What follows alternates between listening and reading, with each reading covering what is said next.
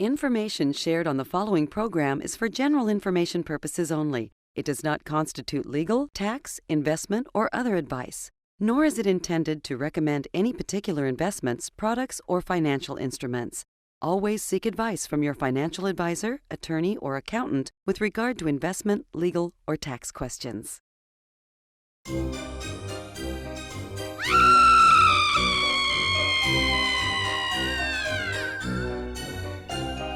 Think Halloween is a scary time?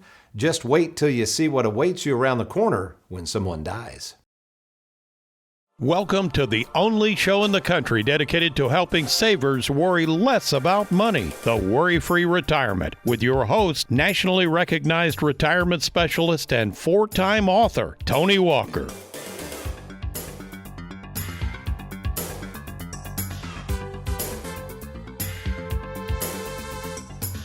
It's been said that the only two things certain in life are death and taxes. And while the vast majority of Americans are required to pay taxes in some form or fashion, there are some people who don't. Don't believe me? Just ask the guy standing on the street corner asking for money. I don't think he's getting a 1099 from all those handouts or filing a W-2 on his tax return. And it's not just the homeless who don't pay taxes. I've seen in my own practice examples of others who don't pay taxes as well, such as someone maybe living with a family member or drawing Social Security as their only income. They too might be able to avoid taxes. Just a few examples of people who possibly do not have to pay taxes. So yes, there are examples of others not paying taxes, but nowhere in history is there an example of someone avoiding the inevitable, that is, death. No, death, unlike taxes, cannot be avoided. And assuming you are right at this moment watching this TV show means you're alive. At least at this very moment, you are not dead. And since you are alive, I must remind you that one day there is a 100% guarantee that you're gonna die. And while I may not be able to tell you when it's gonna happen, I can tell you for sure it's gonna happen. There is no avoiding it. So if this event, folks, we call death, is 100% certain, why in the world do people act as if they'll never die? Or assume that because they're maybe healthy, they can pretend they can choose the date at which they will die and thus put off planning for the inevitable. And while I'm not sure if I can explain why people do not plan for an event that is bound to happen, I can explain the necessary steps you need to take to get your plans in order before it's too late, which is the subject of today's program. Well, welcome, folks, to the Worry-Free Retirement. And yes, I am that little man in the sweater vest, death planning specialist and fiduciary Tony Walker. And before we talk about what happens when someone dies, let me introduce two young lads who, as of the date of this recording, are alive and well. America's favorite financial sidekick, Mr. Aaron Orender, and Louisville, Kentucky's most laid-back graphics artist, Mr. Derek Hudson. Okay, again, assuming you are watching this show means you are alive. You are not dead. However, there's a problem. Just because you are alive and well right now doesn't mean you will be tomorrow. In other words, there are no guarantees in life. Most of us can just pick a perfect time and a most convenient time to call it quits. This is why planning for your death, particularly when it comes to your money and who gets what when you die, and of course, minimizing all those hassles your family will have to go through, we call that settling your estate, must be dealt with not 10 years from now, no, not 5 years from now, maybe not even next week, but hopefully now. You see, in working in this business for more than 37 years, in meeting in person with over 15,000 savers, in working to assist our many retired clients, family members, many of whom who need help processing this paperwork to get through a death following the death of a loved one, there's one thing I can tell you. Most people have not taken the necessary steps to get their financial ducks in a row so that when, not if, they die, their loved ones will not be thrown into a tizzy trying to figure out the mess you might have just left behind. And I get it. I mean, who in the world really wants to talk about their death? Why would you think that doing all this planning for one's death is really necessary? And surely to goodness, assuming you are in good health now, you might be thinking, can't this planning for death thing be put off sometime into the old age, Tony? Well, today, I'm going to try not to scare you to death as to what will happen when you die, but rather convince you that now is the time to plan. And best of all, I'm going to show you how to keep this stuff simple so that you can get your ducks in a row now versus leaving a mess later. I'm Tony Walker. You stay tuned. I'll be right back.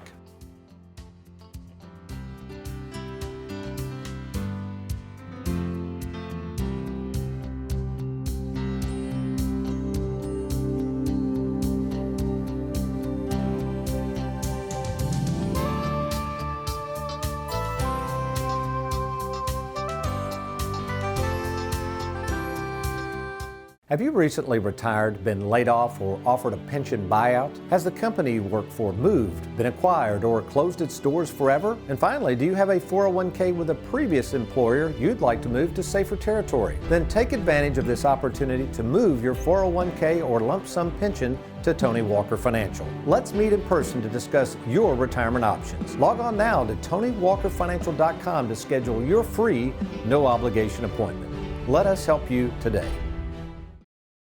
Welcome back to the Worry-Free Retirement. In case you're just now joining us, we're talking about this concept of what happens to your stuff when you die. And what's interesting, knowing that this is a 100% certainty that it's going to happen, isn't it interesting that study after study reveals that many people do not even have a will? Take a look at this one here. It's just basically asking the question, how many Americans have wills? And if you'll notice, obviously, as people get older, they tend to have wills, but it's still a huge percentage of the population who don't. And quite frankly, as I meet more and more people, this doesn't even include those who have wills, but quite frankly, are very outdated. So before we get into the meat of our program, we've got to define a few key words that we in the financial world tend to throw around when it comes to estate planning, and let's take a look at those. There is a will. What is a testament? What is probate? What is a trust? And finally, what is a living trust? So real quickly, let's take a look at what a will is. Well, basically a will is something that is in writing expressing what you wish to happen when you die. And seeing as though a will is a legal document, most people, although in Kentucky you can handwrite a will, generally go through an attorney to draft a will. All right, pretty simple. Next word, testament, which literally means proof of something. In other words, it's a testament of an expression or a conviction. So when I draft a will, I have it notarized and it becomes my last will and testament of who's going to get what when I die. It's a fact. This is what I want to happen. The next scary word, probate. Probate is very misunderstood, and unfortunately this word is used to scare a lot of unsuspecting savers into rushing out and getting these. Now, before I say anything, you might want a living trust, you might not. But the way these things have been oversold is really kind of pathetic, quite frankly. Basically, probate is simply a court-supervised procedure of gathering all your documents and assets upon death and then reading out basically the distribution of those assets. While it's certainly public record, generally probate can last anywhere from 6 months to longer. However, again, there's not anything necessarily wrong with probate. The next word is trust. Now, a trust, again, is a legal document, and the purpose of a trust is to assign a trustee or someone that's going to watch over the property for someone called the grantor. Let me give you an example. In our household years ago, when our kids were younger and we had those 4 dogs, when Susan and I would go out of town, we would generally hire someone to come into the home to watch over the kids and the dogs. They were basically going to be the trustee. In fact, I can remember Susan having a list of about 2 or 3 sentences for what to do with the 3 kids. And then all of a sudden, when she got to the dogs and what to do, it looked like the Dead Sea Scrolls rolling out of all these instructions to take care of our 4 dogs. So again, the trust spelled out for the trustee, that was those instructions, what to do and how to handle our children and our dogs. That's what a trust is. Now finally, and this one's pretty controversial, let's go back to our list here, and that is, what is something called a living trust? And by the way, folks, I'm not here to tell you whether you should get a living trust or avoid one altogether. But I would suggest you read this book by John Huggard. It's a dandy, and it's called Living Trust, Living Hell. And in it, Mr. Huggard shares his personal experience as an attorney and some pretty scary stories of folks who purchased living trust thinking they would get something then that they really did not. Again, doesn't mean you shouldn't consider one, but as the old saying goes, let the buyer beware. Okay, so with so many clients who are retired, now well into the thousands at Tony Walker Financial that we encounter on a weekly basis, we do have people pass away. So what is our role in helping the loved ones that are left behind deal with all the paperwork that's necessary to transfer assets from the deceased person over to those particular beneficiaries? Well, here to help us out on how we at Tony Walker provide that service is our own Mandy Houchins. Good morning, Mandy. Good morning, Tony. Well, thank you for joining us. So, first question, currently how many surviving clients are we assisting in what we refer to as the death claim process at Tony Walker Financial? I currently have about 7 at this current time. And from the time we are notified of a death, Mandy, how long does it normally take for the heirs or the beneficiaries to receive the proceeds from the deceased client's accounts that we manage? Depending on the type of account, Tony, it can vary, but normally from the time that they have their appointment in our office and we complete the paperwork, it's usually 1 to 2 weeks.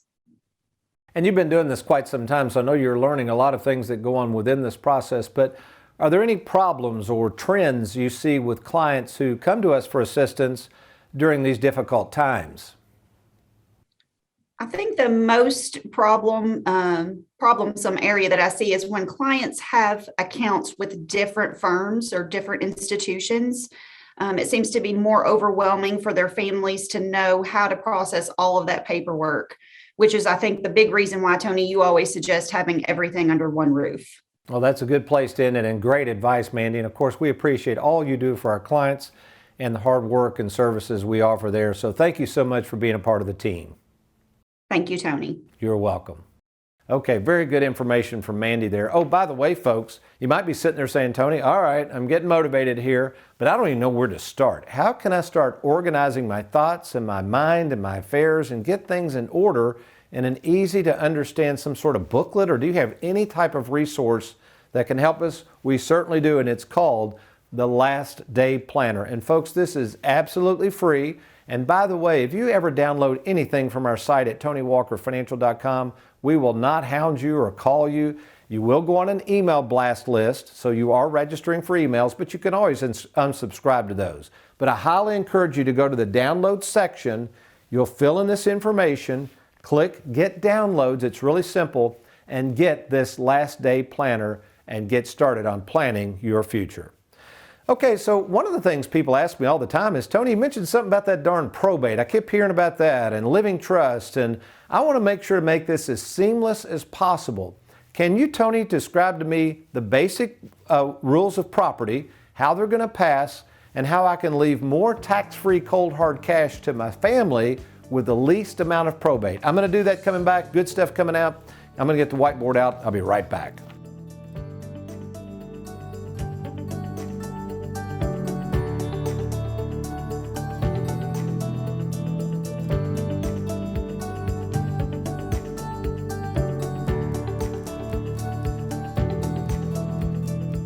Who can you trust? It's one of the most important decisions you'll have to make. Question is, are you ready? Well, we're here to help at Tony Walker Financial. You know, we care more about you than we do your money, and we have over 2,000 happy clients and an A+ rating with the Better Business Bureau to prove it. Rolling over a 401k, confused about Social Security, maybe you're afraid of running out of money. Learn how to use and enjoy and protect your hard-earned money. Log on now to TonyWalkerFinancial.com and let's get started. And now, back to the Worry-Free Retirement with your host, Tony Walker. Welcome back to the Worry-Free Retirement. Tony Walker, and we've been talking about wills and trusts and probate. Speaking of trusts and trustees, this just came out from the Social Security Administration, actually the Social Security Board of Trustees today. Look at this. It says, dated August 31st, 2021, the trust fund is now going to be 1 year short of being depleted. In other words, in 2034, it was 2035, the trust fund, that's the money set aside to pay all the Social Security benefits, is going to go broke 1 year sooner than expected. And then they go on to say in this article, it's kind of scary, which I pictured this would happen, with the pandemic, with people working less, collecting unemployment, people paying less into the Social Security system, folks, we got a big problem, which is all the more reason you really need to plan not only for while you're alive, but what happens when you die and when you want to take Social Security. We can help with that. All right, kind of back to our Tony in the Trenches. This is a good one. Again, this show is dealing with estate planning and what happens when you die. Look at this. This came from a Carol in Brandenburg, Kentucky. She says, I recently lost my spouse and am clueless as to what to do as he took care of all the investments. I see this a lot. If I had to do one thing right away, what would that one thing be, Tony? Well, I would have to say the biggest thing you would want to do is you want to get everything under one roof. Now, it's been said that, well, Tony, I don't want to put all my eggs in one basket. We don't want you to do that either. But the problem is many of you have all these baskets and all these eggs and they're scattered everywhere. And then when, not if, someone passes away, you don't even know where to begin. So our philosophy is having everything under one roof. So at Tony Walker Financial, our job is to collectively keep track of that, not only through retirement, but when you pass away, so then everybody knows where everything's located. We have our proprietary game plan where we can sit down and help you. And certainly it makes more and more sense to do this as you get older. So we really believe in that one roof philosophy. Okay, kind of coming over here with our remaining time. We're about out of time. Aaron's going to give me the chop shop sign here if I don't hustle. Basically, we're talking about 4 types of property. So many people make this way too complicated. So for our purposes today, we're just trying to understand what happens to this stuff when we die. And basically, you can have assets that are held what's called solely, joint, usually with right of survivor, sometimes tenants in common, but most people put a survivorship clause on the deed or property, trust or contract, that would be a living trust, and finally, assets that pass by beneficiary. Now, a will, anytime you see the word will or a lack of will, that means probate, okay? And this is what scares everybody to death. Well, basically, you got to look at all your assets and say, okay, Tony, I'm assuming if I die, even if I don't have a will, does that mean everything goes through probate? And surprisingly, no. In fact, this surprises people. Only this asset right here is automatically going to go through your will. Let's imagine you wanted to leave all your properties to your spouse or children or whoever. Well, assuming they're on the deed in survivorship, okay, that would bypass the will, avoid probate, and go straight to your heirs. Trust or contract would go directly to the heirs or whoever the trustee is. And finally, and this is a biggie, beneficiaries. Well, this involves IRAs, 401ks, annuities, life insurance. Folks, think about that. Think how many different assets you have that would fall under beneficiaries. And many of you are going out and getting all these expensive and complicated legal documents when all in all of these assets do not go through the will. They go by beneficiary designation.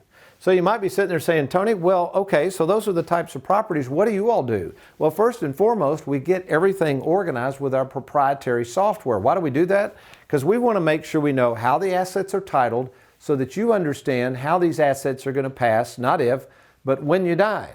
Then the idea is, through the Live Well, Die Broke philosophy, let's put that up there, Derek. So the 2 main goals of the Live Well, Die Broke philosophy are, number 1, to enjoy your money while still on earth, and number 2, and most importantly, to be sure that what is left when you die is left properly to those whom you love.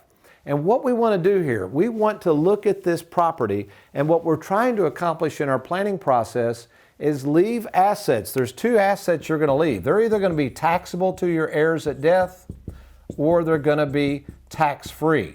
So the Live Well, Die Broke philosophy is, let's spend the taxable assets while you're alive when we know what the tax rates are going to be, and as best we can, let's leave the tax-free assets to your loved ones when you die. So folks, if you're looking at this saying, Tony, I'm realizing I have no planning whatsoever. I got a bunch of people who want to handle my investments, so they'll line up all the way down to the supermarket for that, but nobody wants to take the time to properly plan my retirement and what happens to my stuff when I die. Well, folks, I'm happy to try to help you with that. Won't you do this? If you don't have a game plan, log on right now to TonyWalkerFinancial.com, TonyWalkerFinancial.com, or simply call the toll-free number on your screen. I'll be happy to talk to you by phone, or if it warrants in person. Never a cost, never a fee to talk to the owner of the company, Tony Walker. Well, what does the Bible have to say about wills and testaments and covenants? There is a last will and testament written by God And many people don't know it's right in front of them. Good stuff coming your way. I'm Tony Walker. Let me get a cup of coffee. I'll be right back.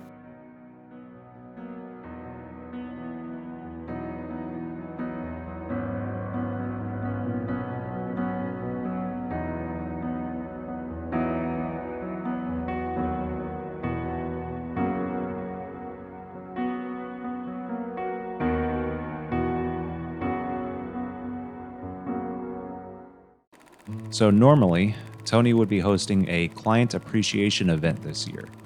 But since we're in the end times and all, he's opted instead to give out some rather interesting merchandise. He ordered a few thousand of these cutouts, and we here at the office don't really know what we think of them, but he seems to really love them, and that's what's important. Personally, I would have suggested t-shirts, but as long as he's happy, everybody's happy. In fact, he was so excited, he decided that mailing these out just wasn't good enough. No, he wants to hand deliver every single one of them personally to each of his clients, and of course, get it all on camera. So he dragged me out of the office and hastily explained the plan. Sure, Tony, I don't have anything else to do with my afternoon. We load up the camera equipment, hop into his Lexus, and off we go. Though in all the excitement, we did forget one thing, the cutout itself. Thanks, Gina. All right, first stop, a longtime client of Tony's, the Graves. Yeah, I'd start with the loyal ones. They're probably used to this by now.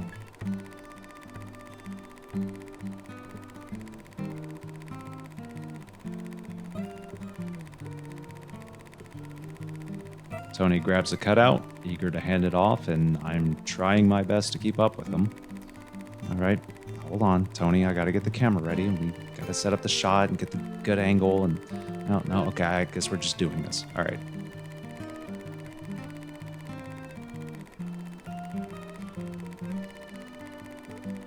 Okay, here we go. You know, I somehow doubt the Graves were expecting a visit from the little man in the sweater vest today, much less two of them. Okay, well, yeah, I guess they look like they're taking it well. That kind of looks like they're excited. It's hard to read, but, maybe Tony knows his clients well enough to know that they'd actually like this. Oh, and I guess that's it. All right, we say our goodbyes, we hop back into the car, and it's off to the next client. Only 2,499 left to go.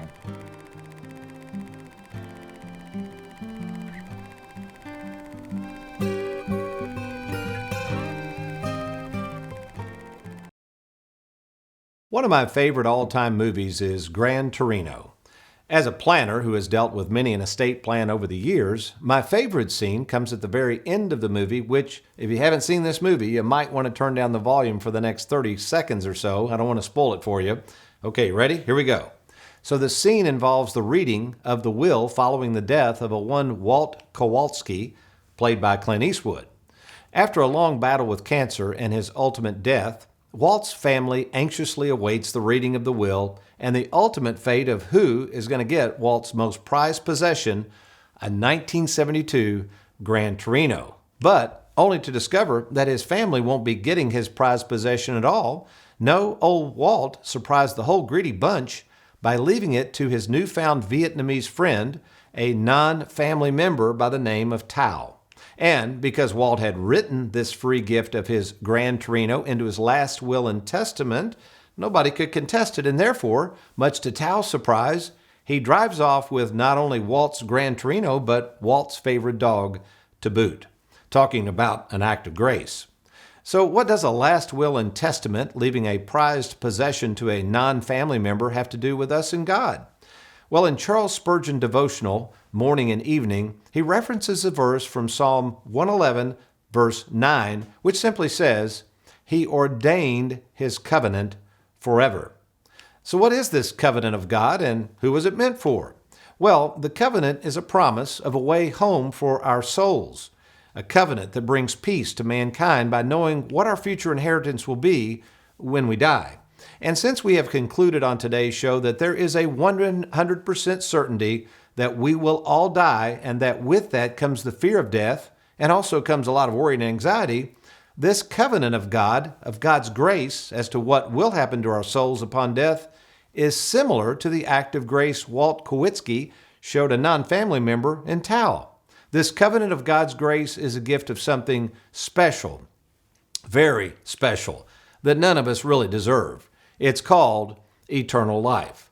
And because of a simple act by a simple man choosing to die on a cross some 2,000 years ago, no matter who you are, no matter what you've done, no matter who you've wronged, no matter how little or how much you've happened to darken the doors of a local church, this covenant of grace, this promise that we will be with God forever, is available to whoever chooses to accept it. But Tony, you say, this is some good news. I've never heard about such a free gift. Where is this covenant and where can I read more about it? Well, friend, believe it or not, God's last will and testament for you and I is right before your very eyes. It's available in a book called the Bible.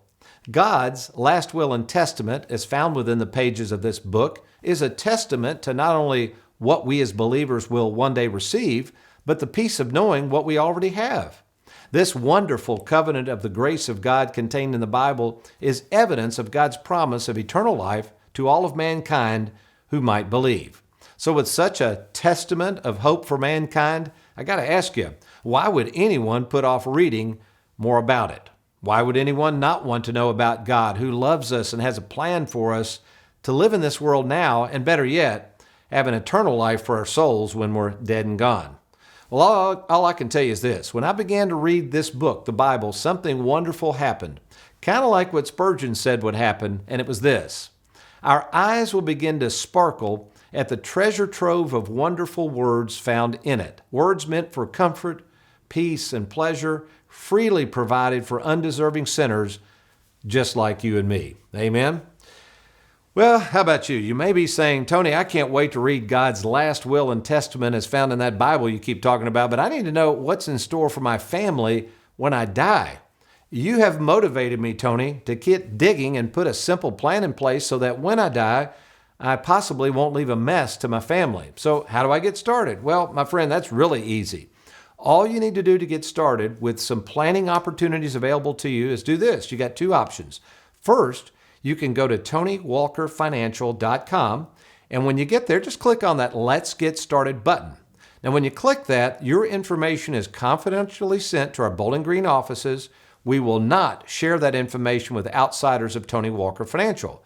Then we will promptly follow up with a phone call to you to see if you would like to talk by phone with me in person, or we could even meet in person at either our Bowling Green, Louisville, or Lexington, Kentucky offices. Or if you like right now, you can just call the toll-free number on your screen. Well, we hope you've enjoyed today's program. I've enjoyed being with you. You remember, though, between now and next week, if all else fails, you be worry-free. Make it a good one.